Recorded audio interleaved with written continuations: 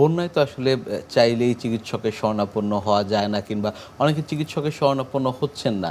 তাদের ক্ষেত্রে আসলে এই বিষয়গুলো ডায়াগনোসিসের ধরনটি কেমন হবে? বন্যায় কিন্তু কোনো পরীক্ষা নিরীক্ষা করার কোনো সুযোগ নাই, নিশ্চয়ই। কারণ মানুষ তো গৃহবন্দী। হুম, হুম, হুম। এই জন্য বন্যায় বেশিরভাগ ডায়াগনোসিস ক্লিনিক্যালি করতে হবে। আচ্ছা। তার উপসর্গ দেখে একটা ডায়াগনোসিস করতে হবে এবং সেই ডায়াগনোসিসের উপরই তাকে চিকিৎসা দিতে হবে। হুম, হুম, হুম। আরেকটা অসুবিধা হলো যে বন্যার সময় তো মানুষ চিকিৎসা নেওয়ার জন্য হাসপাতাল কিংবা কোনো ডাক্তারের কাছে যেতে পারে না, তারা তো বন্দি। নিশ্চয়ই। এই জন্য ডাক্তারেই রোগীর কাছে যেতে হবে, মানে সেরকম সিস্টেম করতে হবে। আর খাওয়া দাওয়ার ব্যাপারেও তাদেরকে হেল্প করতে হবে। বেশিরভাগ ক্ষেত্রে যদি পাক করা খাবার দেয়, তাহলে যেখানে পানি নাই, মানে পানি ছাড়া স্কুল কলেজ মাঠ ওই সমস্ত জায়গায় পাক করে তারপরে সেফ একটা পাত্রের মধ্যে করে তাদের খাবার পৌঁছায় দিতে হবে। আর অনেক সময় বন্যার্থীদের অনেকে সাহায্য করে, বিভিন্ন সমিতির থেকে, বিভিন্ন যারা এমনি ধনী মানুষ তারাও করে, বিভিন্ন সংগঠন থেকে করে। এরা কিন্তু বিভিন্ন ধরনের, মনে করেন চাল দিলেন, ডাল দিলেন, তাতে কিন্তু লাভ নেই, সে তো পাক করতে পারতেছে না। ড্রাই ফ্রুট দিতে হবে, বিস্কুট দেন লাভ আছে, চানাচুর দেন লাভ আছে, মুড়ি দেন লাভ আছে, এগুলি সে খাইতে পারবে। নিশ্চয়ই। রেডিমেড ফুড এবং সেফ ফুড যেগুলি, এগুলি সাপ্লাই দিতে হবে। যে ফুড তার পাক করে খেতে হবে, এটা তো সে পারবে না, এগুলি আসলে ওয়াস্টেজ।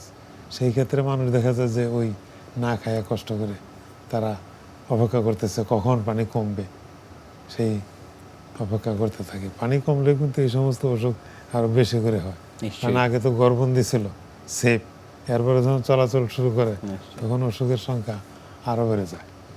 নিশ্চয়ই। বন্যায় তো আসলে সব পানি বলা যায় দূষিত। ঠিক সেই অবস্থায় বিশুদ্ধ পানির সরবরাহ কিভাবে তারা পেতে পারে?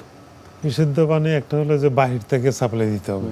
যদি কোনো যারা সাহায্যকারী সংস্থা, সরকার তো আছেই, নিশ্চয়ই। এছাড়াও প্রাইভেটলিও অনেকে সাহায্য করে, তাদেরকে ক্যানের মধ্যে যে পানি থাকে 5 লিটার 3 লিটার 2 লিটার, এই পানিগুলি তাদেরকে সাপ্লাই দিতে হবে। আর একটা হলো যদি দেখা যায় যে পানি উপরে উঠতেছে এবং তখন তো মানুষ অনেক সময় দিশাহারা হয়ে যায়, টিউবওয়েলের মুখটা যদি প্লাস্টিক দিয়ে বেঁধে রাখে তাহলে কিন্তু ওই পানিটা সেফ থাকে। টিউবওয়েলটা যদি ওই মুখের মধ্যে পানি উঠে গেলে তো সমস্যা। আর যে টিউবওয়েলের পানি মুখে ওঠে নাই, সেই টিউবওয়েলের পানি তারা পান করতে পারবে, ভালো থাকে।